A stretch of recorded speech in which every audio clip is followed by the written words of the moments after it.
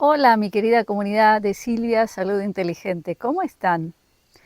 A veces el arte es la mejor manera de pasar un mensaje profundo que si tratáramos de darlo con lógica nos costaría mucho. Para eso les voy a leer ahora un pequeño párrafo de un pequeño poema y les voy a pedir a todos a ver quién identifica el que lo escribió. Leo. Los hermanos sean unidos, porque esa es la ley primera.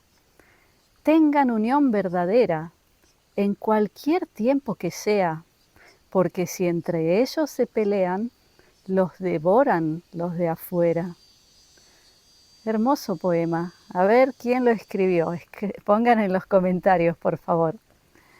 Bueno, imagino que mucha gente de Argentina va a saber contestar.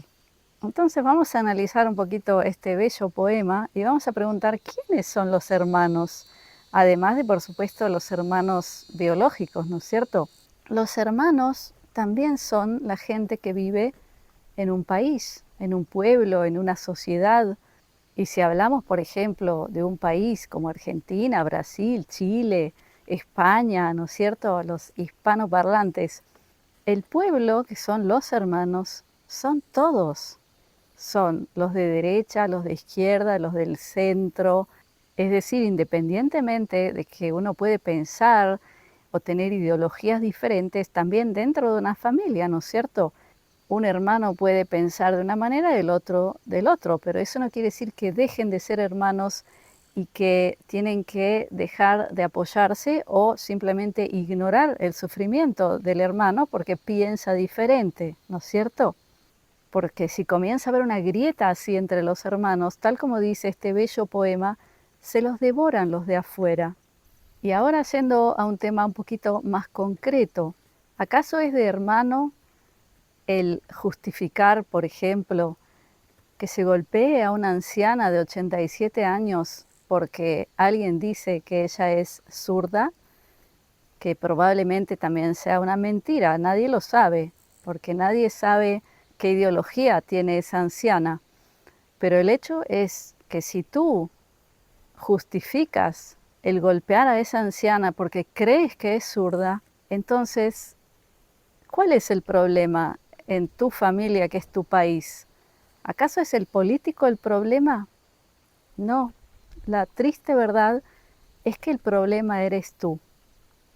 Porque si has perdido tu capacidad de empatía hacia el sufrimiento ajeno y sobre todo hacia el sufrimiento de los vulnerables y no te horrorizas ante escenas como esas y no reclamas justicia porque piensas que esa pobre anciana indefensa es, en este caso, lo que se la etiqueta, que no se sabe si es cierto, que es zurda, entonces tú has perdido tu humanidad.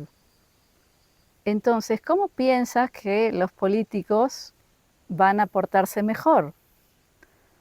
Y si hablamos otra vez de familia, hermanos, de que si se pelean, se los devoran los de afuera. Si hablamos de un país y hacemos esa analogía con los hermanos, que todo el pueblo tienen que ser hermanos y tienen que unirse y apoyarse, ¿quiénes son los de afuera? ¿No es cierto? Bueno, eso se ve claramente, se ve desde hace un siglo o más, sobre todo con Sudamérica, el tercer mundo. Los de afuera son exactamente eso, son los de afuera, es decir, los de afuera que están esperando a ver el río revuelto y llevarse la ganancia de los pescadores, porque mientras ustedes pelean, hermanos, alguien está llevándose todo tu patrimonio, porque mientras ustedes pelean por lo que ellos deciden que ustedes peleen, alguien se está frotando las manos de satisfacción por todo lo que se va a llevar de tu hogar. Y eso viene pasando ya hace más de un siglo. Y la pregunta es cómo es que los hermanos no se dan cuenta que alguien los está incitando a pelear para que ustedes estén ocupados en algo que no es lo más importante, que es ver lo que está pasando. Alguien los está incitando a pelearse entre ustedes para que ustedes lleguen a un punto en el que justifican lo injustificable y en el que abandonan a vuestro hermano.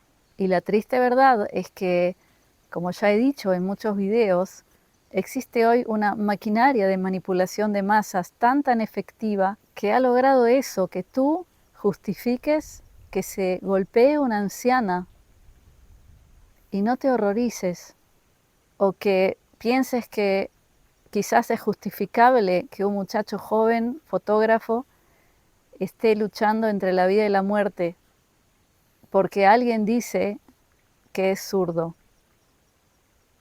Y quizás tú pienses que a ti no te va a llegar.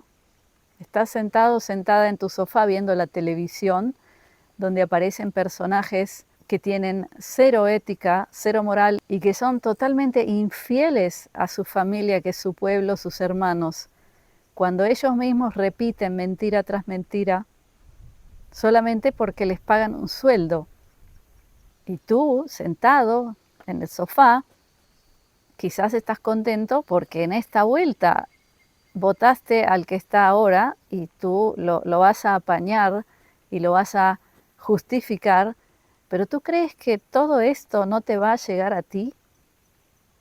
Y el día que eso ocurra, cuando todos se vean afectados por la eliminación total de los derechos humanos, tú vas a decir, ¿cómo no me di cuenta a tiempo? ¿Y por qué no te estás dando cuenta? Porque estás en un estado emocional que es una mezcla entre orgullo y miedo. El orgullo por reconocer que te equivocaste y el miedo por reconocer que te equivocaste, exactamente lo mismo, porque reconocer la realidad requiere acción y no todos quieren moverse. Por ejemplo, vamos a analizar un caso triste de una mujer, digo esto es un caso inventado, ¿sí? Una mujer que tiene un par de niños pequeños de 4 o 5 años y conoce a un hombre y se enamora de él. Y él viene a vivir con ella y ella es feliz porque está enamorada. Y de golpe un día viene una amiga y le dice, escucha, he visto que este hombre le hace esto y esto a tus niños pequeños. Y ustedes pueden imaginar a qué me refiero. Es muy probable que esa mujer no quiera escuchar y se enoje con su amiga, porque el reconocer que eso es cierto, que es la realidad, va a hacer que sí o sí tenga que hacer algo al respecto. Y ese algo es muy duro, muy difícil. Requiere salir de la zona de confort, requiere despertar de esa fantasía en la que se encuentra. Y lo mismo pasa a nivel de pueblo ante la situación mundial, porque no es un solo país, son casi todos los países donde se hace exactamente la misma manipulación para que el pueblo se odie entre ellos. Mientras que, por ejemplo, toquemos el caso Argentina, hoy en día la oposición es mayoría en el Congreso. Esos que supuestamente se tienen que odiar con el que es presidente son mayoría.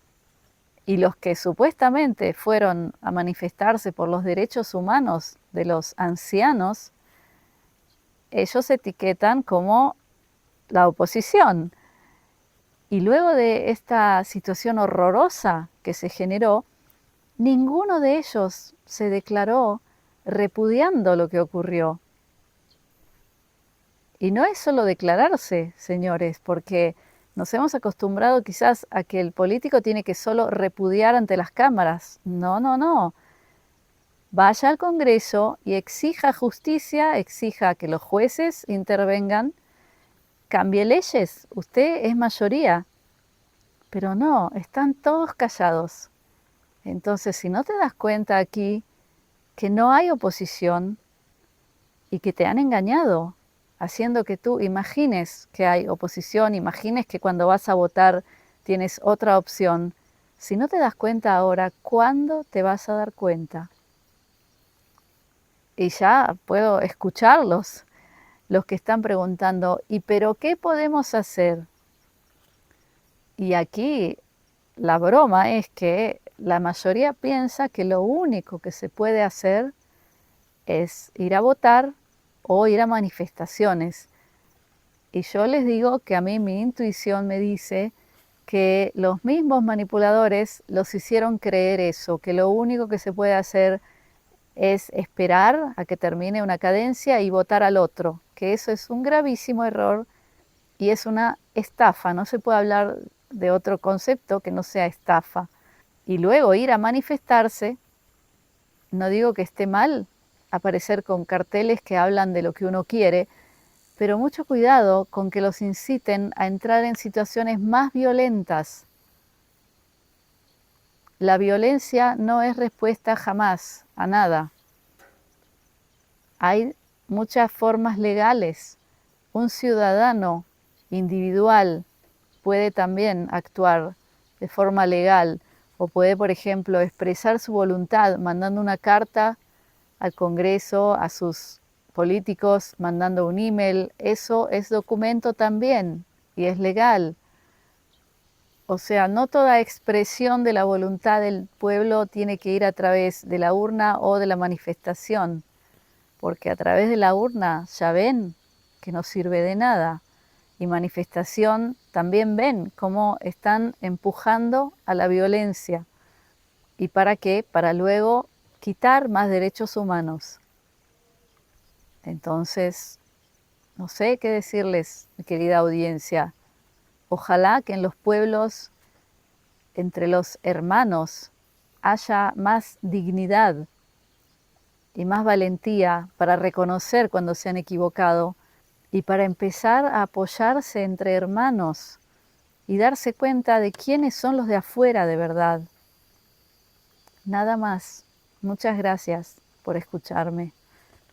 Los dejo con mi bendición, mi brajá de briut, que es salud, de shalom, que es paz, de ahavá, que es amor, y shefa shel dvarim tovim, que es multiplicidad de cosas buenas. Gracias por estar conmigo. Nos vemos pronto.